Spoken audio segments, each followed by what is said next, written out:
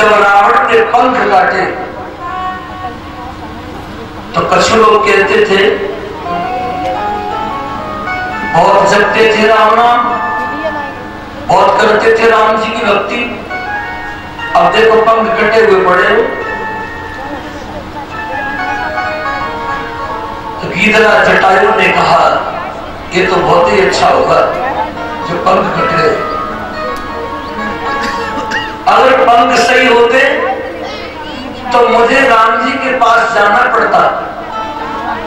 अब पंख कट गए तो अब मुझे नहीं उन्हें मेरे पास आना पड़ेगा। ये राम की भक्ति है, राम की कथा है।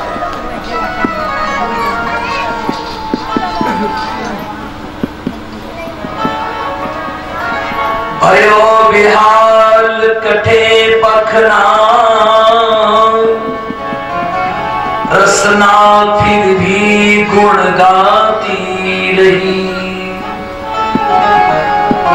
देखी जटायु की दीन दशा सुध जान की खोज की आती रही। भगवान श्री राम ने गीधराज जटायु को तार दिया।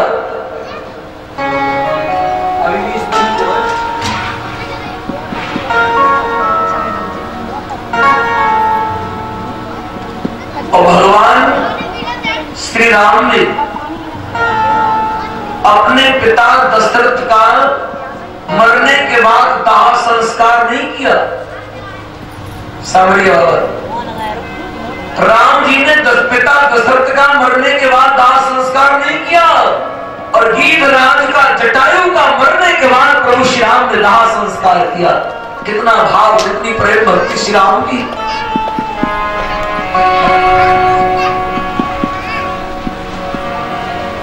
राम नाम अति मीठा है कोई गा के देख ले। आ जाते हैं राम कोई बुला के देख ले। राम नाम अति मीठा है कोई गा के देख लो। आ जाते हैं राम कोई बुला के देख लो। तो गीधराज जटायु को तार दिया प्रभु श्याम राघवेंद्र ने।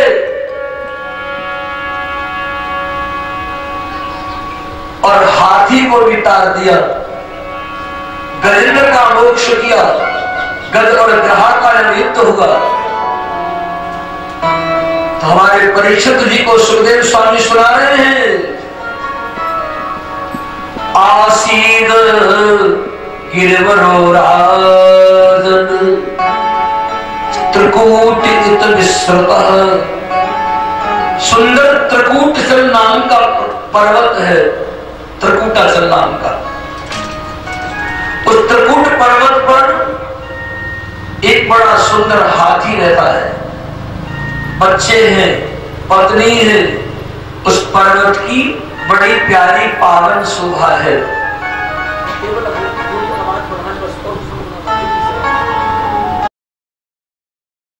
उसने एक कमल ले कमलापति का ध्यान किया। उस गध ने सारा शरीर जब डूब गया कोई बचा नहीं पाया। जौ के बराबर उसकी सूंड बाकी है। और यदि कोई डूब रहा हो और जल में कोई कूड़ा करकट लकड़ी बहती हुई जाए तो डूबने वाला व्यक्ति झपट के उसे पकड़ना चाहता है, पार कर देगी। हाँ हाँ, और नाव में आप बैठ जाएं और बीच मैदान में नाव पहुंचे और केवट कह दे भैया अब बचना हो तो बच लो, नाव डूबने वाली है। भजमन कृष्ण कन्हैया तेरी पार करेंगे नैया। ये संसार भवसागर है, ये शरीर नाव है, ये भवसागर में चल रही है। और जिस नाव में छेद हो, छेद वाली नाव में कोई बैठना पसंद करेगा? और हम तुम बैठे कौन सी नाव में जब 9 छेद हैं, याद है ना? और नाव चलती किसमें? पानी में। हृदय राम भैया, नाव पानी में चलाई जाती है, पर इतना ध्यान रखना चाहिए नाव पानी में चले, पानी नाव के अंदर न आने पाए। सावरिया बाबा, पानी में रहना, यदि पानी नाव के अंदर आ गया तो नाव डूब जाएगी। बैठे हो, बैठे हो, बैठे हो, बैठे हो।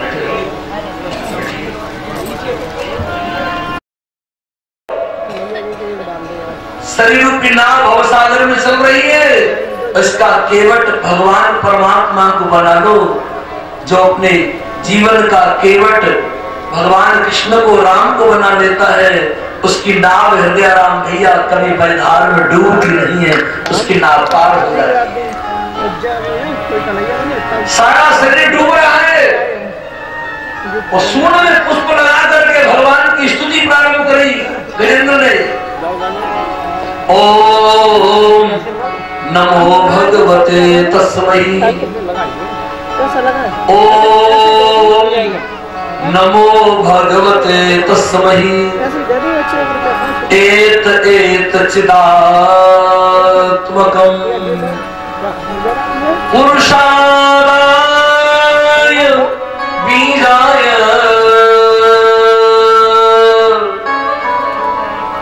परेशाय धीमहि।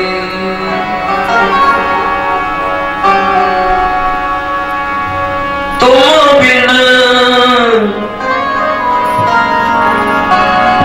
बिन कौन बचावे लाज, दास की भमर फंसी नैया। कौन बचावे दास के भमर पड़े नैया, तुम बिन कौन बचावे दास के भमर पड़े नैया। ताली बजा लो बड़े भाव से। भमर पड़ी नैया, दास की भमर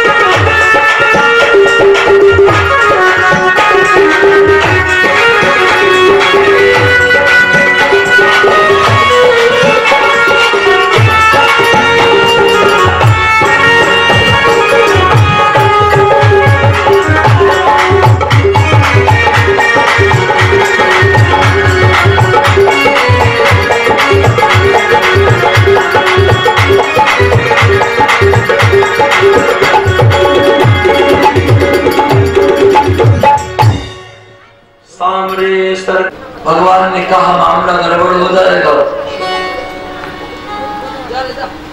जितना विलंब श्वास आने और जाने में जो समय लगता है, उतना समय हमारे भगवान विष्णु नारायण ने लगाया।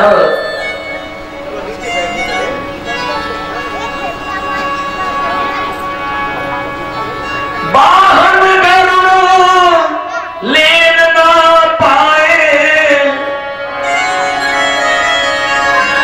वाहन गरुड़ ले ना पाए, और कई श्वास सवारी गज पे भीड़ तो पड़ी है।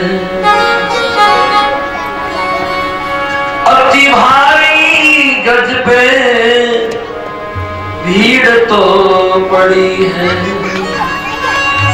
श्वास की सवारी करके भगवान आए और चक्र को प्रकट कर दिया। भगवान ने चक्र को प्रकट किया और चक्र ने उस ग्रहा का सर अलग कर दिया और उस गजेंद्र को उबार दिया, तार दिया। बोलिए भक्तवत्सल भगवान की जय जय श्री राम।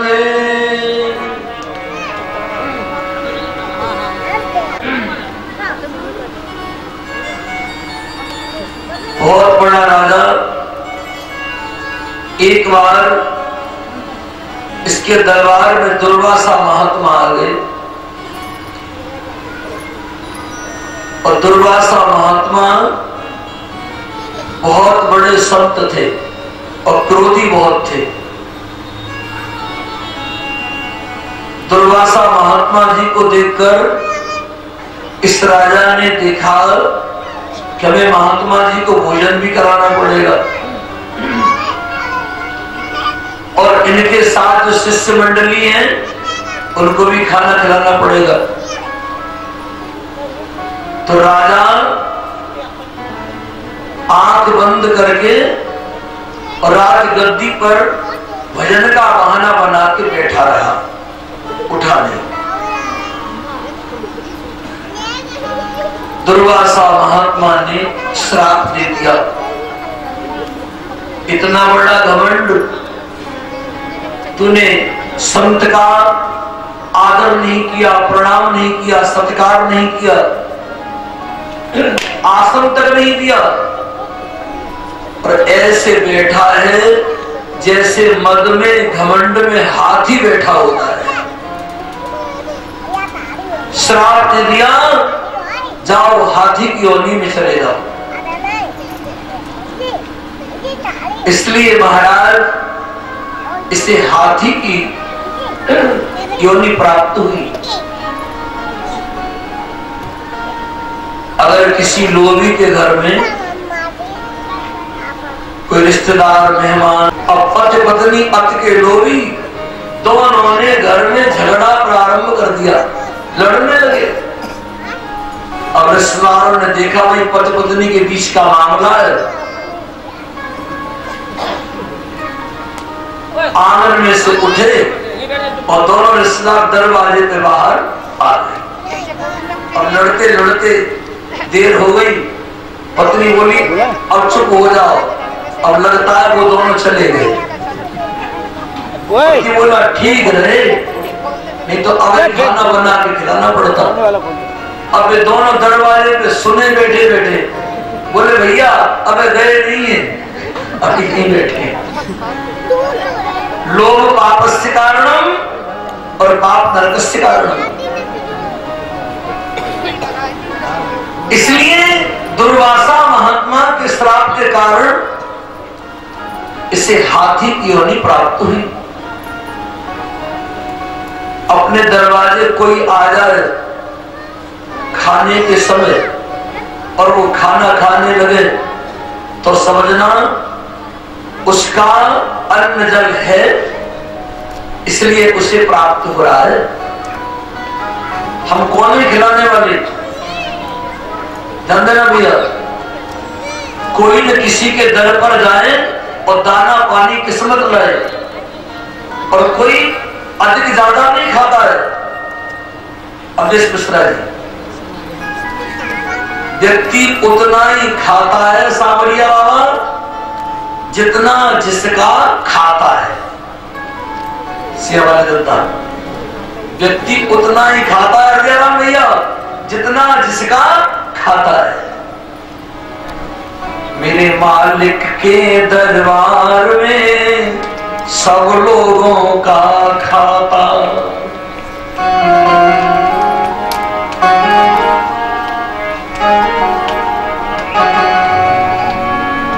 मेरे मालिक के दरबार में सब लोगों का खाता। जैसी जिसकी करनी भरनी ऐसा ही फल पाता। मेरे ताता के दरबार में सब लोगों का खाता। मेरे मालिक के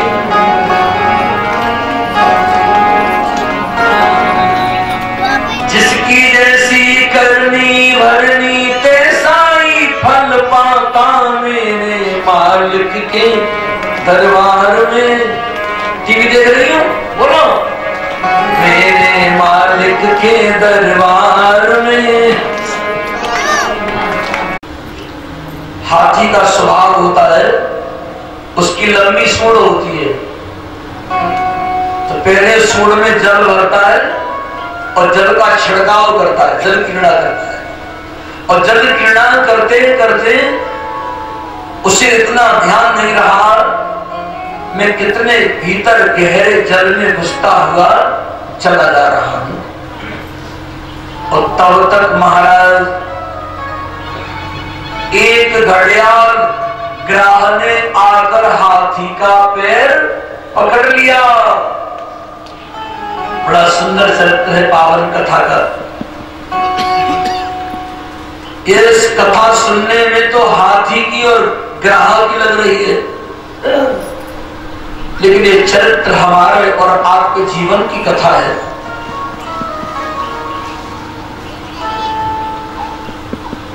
ये संसार ही सरोवर है, जीव ही गजेंद्र है और संसार रूपी सरोवर में जीव रूपी गजेंद्र रहता है। परिवार में पत्नी से संतान से इतना प्रेम हो जाता है, इतनी आसक्ति रखता है,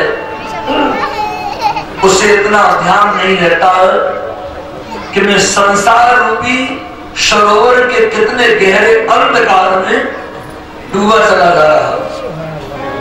और तब तक सामरिया बाबा काल जीव को पकड़ करके खींच लेता है। संसार रूपी सरोवर है, जीव ही गजेंद्र है और काल रूपी एक ग्राह है।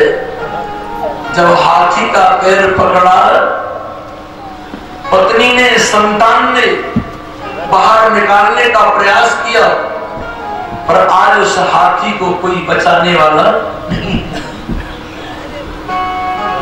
सिंह वाले दत्ता व्यक्ति बीमार हो जाए डॉक्टर को दिखाएंगे, ट्रीटमेंट इलाज करवाएंगे, पैसा खर्च करेंगे, डॉक्टर साहब कैसे भी इन्हें बचाओ। और अंत में डॉक्टर कहते भैया अब इन्हें भगवान नहीं बचा सकता है। तो उस समय